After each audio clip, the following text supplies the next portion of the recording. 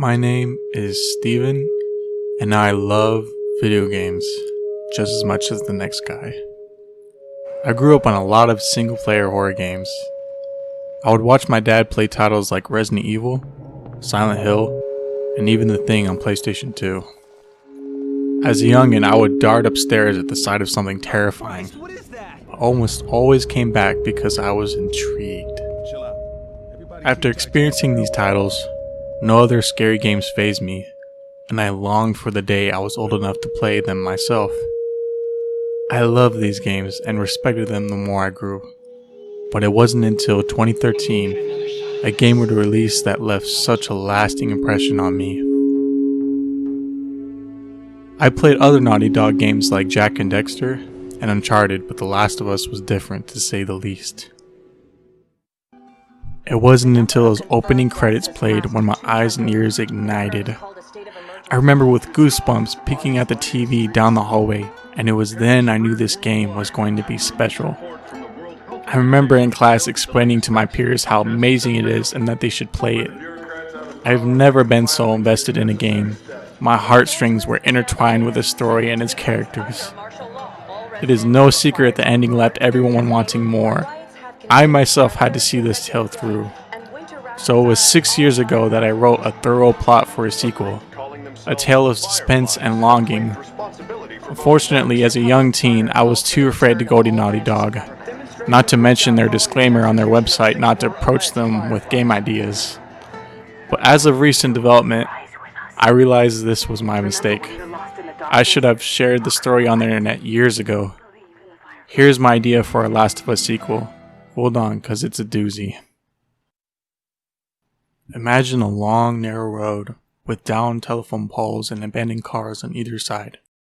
A cityscape is made out in the distance, and in the foreground is someone riding their motorcycle. Fur bomber jacket and bandana with a bronze complexion. Earbuds hang from a recording device in his hand. His name is Elio, and it's this picture that envelops the story. Okay, you might ask, who is this Elio person and why should I care? Well, in a moment, I'll give you his backstory, but be prepared.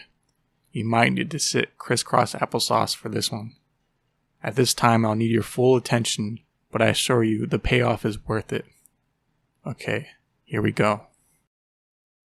Leo's parents were a happy young couple before the pandemic. They were complete opposites. His father, Howard, was a workaholic biologist, while his mother, Talia, was a free-spirited army brat. She loved adventure and had a fiery personality that contrasted perfectly with her husband's relaxed nature. It wasn't until the outbreak erupted that Talia used the chaos to break away and be with her husband. Being a scientist, Howard took her to the safest place he knew, his private laboratory. The military wouldn't search there, and it was well hidden away from the city. So they took refuge there and set up their home. Given the circumstances, Howard used the residence as a place of study for the cordyceps virus. To assist him, Talia proposed that she gather samples from the outside for him to study. At first he was opposed to the idea, but she convinced Howard otherwise. I need to collect food at the market anyhow. Mushrooms are popping up everywhere nowadays. I'll just pick some up on my way back. Goodness, Talia, at least take the gloves and hazard bags, he insisted. But just be careful. So that became the monthly routine. She collected samples of fungus while he stayed inside to study them. But she didn't mind too much and was happy to do so. She knew Howard was smart and could figure something out. Talia was a patient woman, for that's what her name means. Talia in Samoan comes from the word fa'atalia, which means to wait. But Talia is used often to refer to waiting in anticipation for something big, as in the second coming of the Lord. But in this case, she's anticipating a cure. And as time passed, little Leo was cooking in the oven and she had all the more reason to find one. Howie, I don't want our baby to be born into a world of darkness, she would tell him. Please, it's not getting any better out there. You have to create a vaccine. Howard became apprehensive. I need more specimens to test on. You forget I'm only one person. These things take time, and you're becoming more and more round. I don't want you exposing yourself on purpose." Yet Howard continued working long and hard to find a cure. To their relief, he developed a suppressant in the nick of time, just months before her delivery date.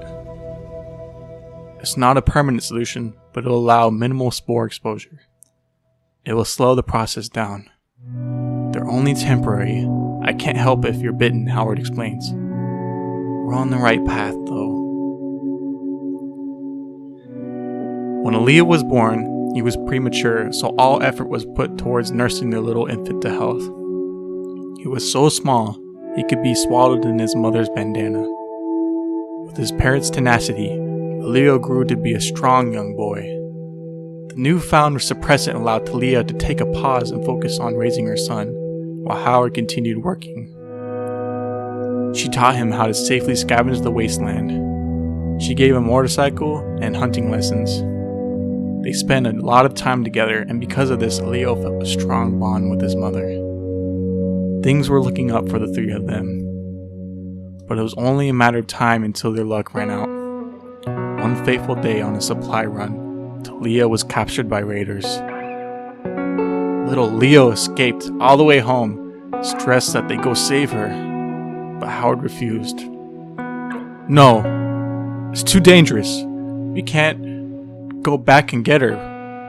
We don't have any firepower. Don't look for her, Leo." Howard was devastated and almost gave up his work altogether. But in spite of this tragedy, he felt he needed to continue his research. So Leo would spend the entirety of his childhood collecting samples for his dad. As he grew older, he resented him all the more as a teenager. It was one day, however, that Leo came back more heated than usual. Howard, who was very ecstatic, hears his son enter the lab and hurries to him. "Son, you must see. I didn't know it was possible until now. There is a way to extract a solution without destroying the host. Did you bring back everything I asked for this time?" Leo, uninterested, finally snaps, calling him a coward for not going to save Mom, saying this is all a waste of time. A great argument erupts between them, and Leo knocks over some lab equipment before storming out. He retreats to an abandoned train where he spent much of his time with his mom. While there, he reminisces to Leo's words. "I know your dad might be a little party pooper sometimes. Believe me, Atali, he still loves you. He has a funny way of showing it." Coming to terms with his actions, Leo decides to apologize. On the ride back, he spots smoke in the distance coming from the laboratory, and Leo is greeted to a hot blaze, plunging aside for his dad. Amidst the burning rubble, Howard is severely wounded inside. "Dad, what happened? Who did this?" Howard struggles to make speech and points. Go to the place you would hide from me. It's your birthday." "My birthday? What? Go!" Leo obeys him and discovers a safe. He briskly inputs the date, August 27th, 2020, and pulls out a recording device, a concealed folder, and a map. "Dad, what is this stuff?" "My research." "Dad, we gotta go. I can't." With his dying breath, Howard gives his son his final bit of instruction. "There is someone who is perfectly immune to the virus. Indefinitely. Find them, Leo." "What? Dad?" Leo braces his father, shouting sorry over and over, hoping that will restore him. Before long, he's on the road again.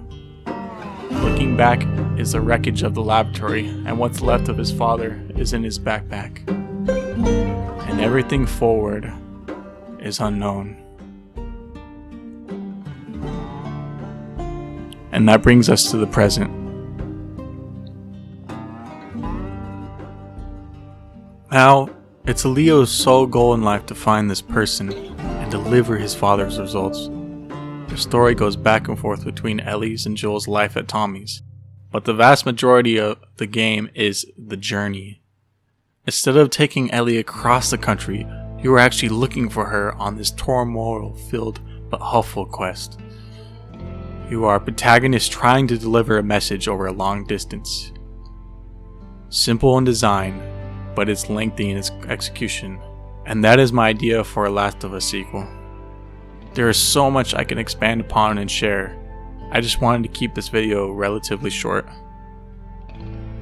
Now you might be wondering what my position is on The Last of Us Part 2. So if this video gets enough likes, I'll make a second video talking about it. If anyone has any further ideas or scrutiny, leave them in the comments below. But for now, share this video so it might gain some traction. Nothing is certain, but I would love it if Naughty Dog took a hold of it.